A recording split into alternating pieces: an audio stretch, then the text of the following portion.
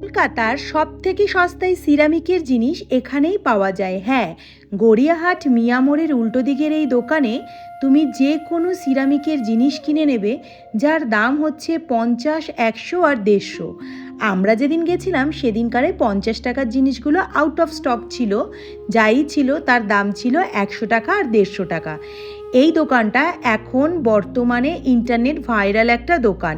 এখানে সিরামিকের জিনিস এত সস্তায় পাওয়া যাওয়াতে মানুষে আস্তে আস্তেই সঙ্গে সঙ্গে কিনে নেয় আর জিনিস হয়ে যায় আউট অফ স্টক। কিন্তু আমরা যখন উইকডেজে গেছিলাম আর এত স্টক দেখে আমাদের বেশ ভালো লেগেছিল, সেই জন্য আমরা এই দোকানটা থেকে জমিয়ে কেনাকাটা করে নিয়েছিলাম।